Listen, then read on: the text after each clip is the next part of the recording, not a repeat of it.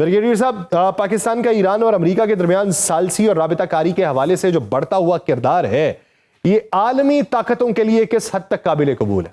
دیکھیں، پاکستان ایک بہت ہی اہم اور اچھا کردار ادا کر رہا ہے، جو کہ پوری دنیا اس کو ریکگنائز بھی کر رہی ہے اور اپریشیٹ بھی کر رہی ہے۔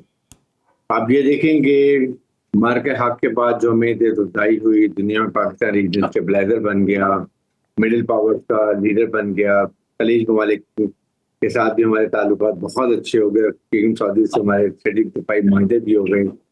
پریزیڈنٹ ٹرمپ ہمیں تعریف کرتا ہے، ایران تعریف کرتے ہیں، ہمارے فیلڈ مارشل کی بہت تعریف پریزیڈنٹ ٹرمپ بار بار کرتے ہیں، پرائم منسٹر کی تعریف کرتے ہیں۔ اس کے بعد 47 ایئرز کی ناراضگی دشمنی تھی، وہ دیکھیں نا آپ نے کتنی جلدی ان کو لا کے ایک کمرے میں ایک کراس ٹیبل بٹھا دیا، مذاکرات کروا دیے، سیز فائر کروا دیے، دنیا نہیں کروا سکی وہ ہم نے کروا دیا، 8 دی پھر ایکسٹینڈ کرائی۔ ابھی دوبارہ اس کے بعد مذاکرات جب بھی ہو رہے ہیں، دونوں طرف کہہ رہے ہیں ہم we trust Pakistan, American president کہتے ہیں، ایرانین لیڈرشپ کہتی ہے۔ اس کے بعد جو پوائنٹس آتے ہیں وہ ایران پاکستان کو دیتا ہے، پاکستان امریکہ کو دیتا ہے، امریکہ پاکستان کو دیتا ہے، پاکستان ایران کو دیتا ہے۔ یہ بہت بڑی کامیابی ہے، اعلیٰ سفارتکاری اور اعلیٰ یہ ملٹری سفارتکاری ہے، جس میں فیلڈ مارشل کا بہت بڑا کردار ہے۔ آئی تھنک اس کو تو جتنا بھی اللہ کرے کہ فائنلی یہ اسلام آباد اکارڈ اگر سائن ہو جاتا ہے، Islamabad accord, it will be remembered throughout the history of the world کہ ایک چھوٹے ملک نے ایک سپر پاور کا اور ایران کا جتنی بڑی دشمنی ختم کرایا، دنیا کو تباہی کے دہانے سے واپس کیا، تھرڈ ورلڈ وار کی کب سے ڈینجرس تھا وہ کیا، اکنامک کرائسس، انرجی کرائسس نکال لیا۔ لیکن بریگیڈیئر صاحب آپ یہ دیکھیے کہ بنجمن نیتن یاہو ایک انٹرویو میں یہ کہتے ہیں کہ امریکہ میں ایک رائے پائی جا رہی ہے، وہ رائے یہ ہے کہ اسرائیل کے ساتھ تعلقات جو ہیں وہ خراب ہوں، یا اسرائیل کے مخالف رائے ہے۔ وہ کہتے ہیں جب اس کی کھوج لگائی جاتی ہے تو معلوم پڑتا ہے پاکستان جیسے ملک اس کے پیچھے ہیں۔ تو ان حالات کے اندر ایسا بیان دینا یہ کون سے عزائم کی نشاندہی کرتا ہے؟ بڑی کلیئر ہے کہ وہ یہ عزائم کرتا ہے کہ to create a mistrust between America and Pakistan. Number 2، spoilers آپ کو پتا ہے کہ انڈیا اور اسرائیل ہے۔ اسرائیل کسی حالت میں نہیں چاہتا کہ سیز فائر ہو، وہ چاہتا ہے کہ ایران کی ٹوٹل ڈسٹرکشن ہو، ایران کا نیوکلیئر کیپیبلٹی زیرو ہو جائے، ہمیشہ کے لیے ختم، میزائل کیپیبلٹی ہمیشہ کے لیے ختم ہو جائے، رجیم چینج وہاں پر ہو جائے، اپنی مرضی کی وہ رجیم لائے اور رضا شاہ پہلوی کے بیٹے کو وہاں کا وہ صدر بنا دے، اور اس کے بعد وہ ان سے سفارتی تعلقات بھی قائم ہو جائیں، اور آ کے پاکستان کے بالکل بلوچستان کے منہ کے اوپر آ کے بیٹھ جائے یہ ایرانی نواز حکومت۔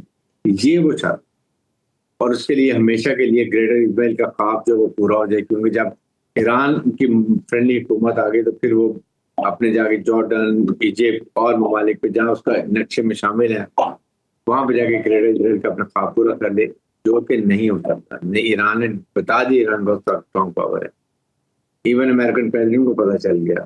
تو بریگیڈیئر صاحب آپ کیا سمجھتے ہیں کہ جو امریکن عوام میں نوجوان ہیں ان کے اندر یہ رائے پائے جانا کہ اسرائیل جو ہے وہ دہشت گرد ریاست ہے، یا اسرائیل کے بارے میں رائے جو ماضی میں تھی وہ مختلف ہو جانا، تو کیا اس میں کردار پاکستان کا ہے؟ کیا پاکستان نے یہ رائے تبدیل کروائی ہے، یا پھر اسرائیل کے اپنے کرتوت ایسے تھے جس کی وجہ سے رائے تبدیل ہوئی؟ یہ زیادہ رائے تبدیل ہوئی ہے پریزیڈنٹ ٹرمپ کی اپنی وجہ سے۔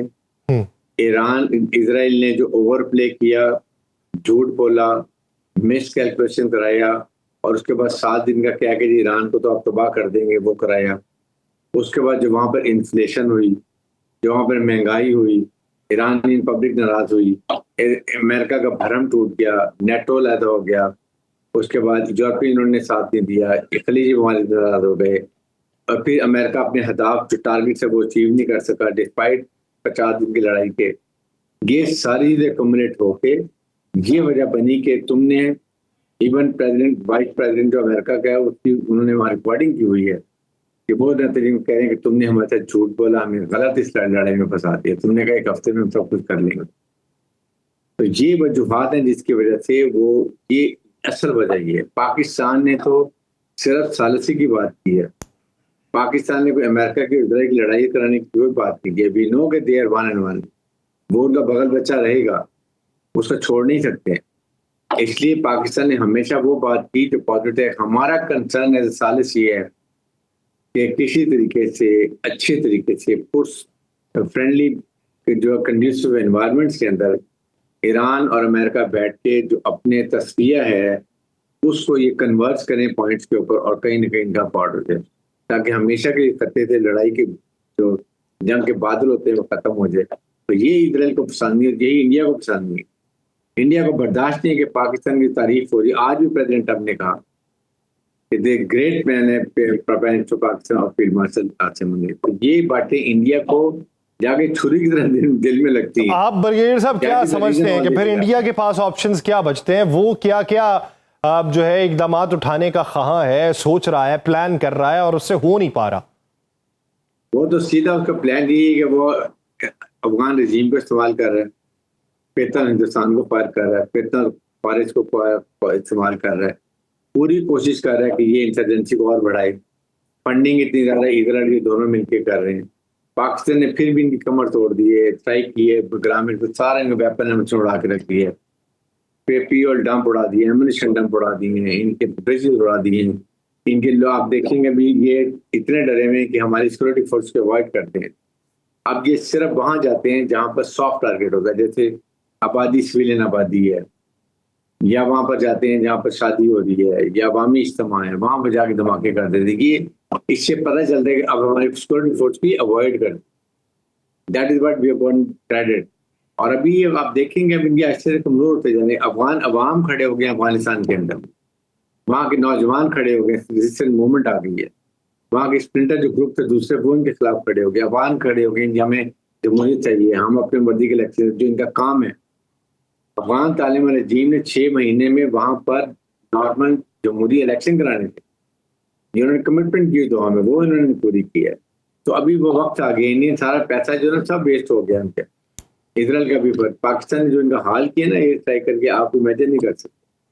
سر آپ کیا سمجھتے ہیں کہ اس وقت عالمی رائے عامہ کو متاثر کرنا ہو تو اس میں اے آئی اور ڈیجیٹل نیٹ ورکس کا کتنا کردار ہو سکتا ہے اور کون کون اس پہ کام کر رہا ہے؟